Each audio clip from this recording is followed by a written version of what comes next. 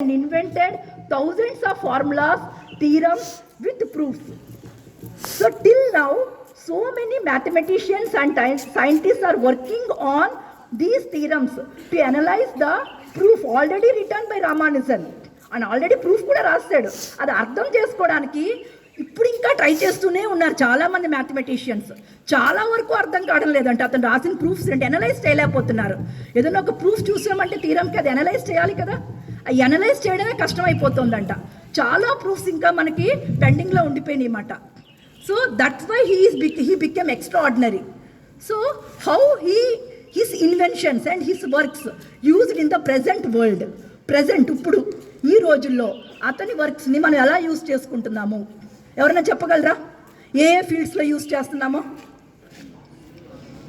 ఎక్కడెక్కడ యూజ్ చేస్తున్నాం? First one is in cryptography. What is cryptography? ఎప్పుడైనా విన్నారా ఆ వర్డ్? ప్రజెంట్ చాలా ట్రెండింగ్లో ఉంది ఆ word. And one more thing, ఇప్పుడే చెప్పాను ఒక వర్డ్ నేను, ఆర్టిఫిషియల్ ఇంటెలిజెన్స్. అండ్ ఇంకా ప్రజెంట్లో మనకి ప్రజెంట్ వరల్డ్లో మనకి బాగా అట్రాక్ట్ చేసే ఫీల్డ్ ఇంకోటి ఉన్నది, అదేంటి? Space science. ఎక్కువగా మన సెటిలైట్స్ మీద ఎక్కువ వర్క్ చేస్తున్నారు కదా ప్రజెంట్ వరల్డ్లో. Space science and cryptography means sign language.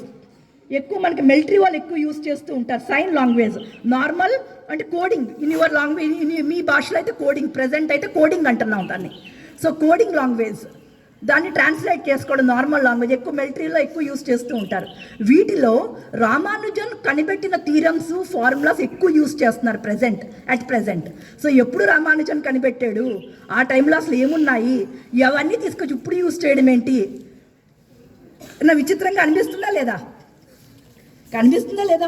So next time మీరు ఎప్పుడైనా నెట్ ఓపెన్ చేస్తున్నప్పుడు దీని గురించి స్టడీ చేయండి, ఎందుకంటే దాని గురించి చెప్పాల్సిన చాలా ఉంది. ఇప్పుడు మనకి టైం సరిపోదు. నెక్స్ట్ మీరు ఎప్పుడైనా ఇంటికి వెళ్ళినప్పుడు నెట్ యూజ్ చేసినప్పుడు అన్నెసరీ థింగ్స్ కాకుండా ఇలాంటి వాటి గురించి స్టడీ చేయండి.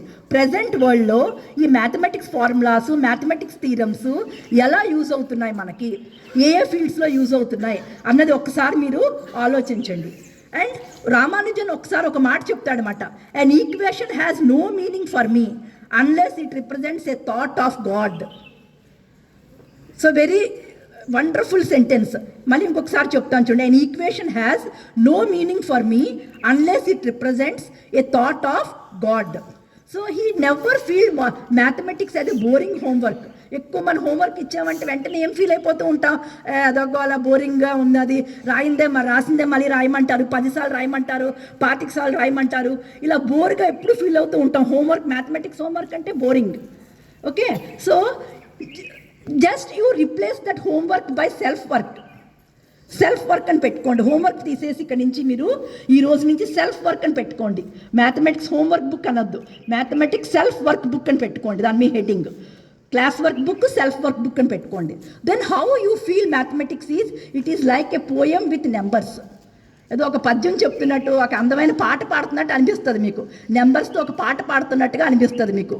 సో ఎప్పుడైతే సెల్ఫ్ వర్క్ అని చెప్పేసి అనుకున్నామో వెంటనే మనకు ఆ బోరింగ్ అన్న వర్డ్ మర్చిపోతూ ఉంటాం.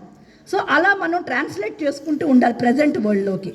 And what is the thing we're going now, what is going in the present world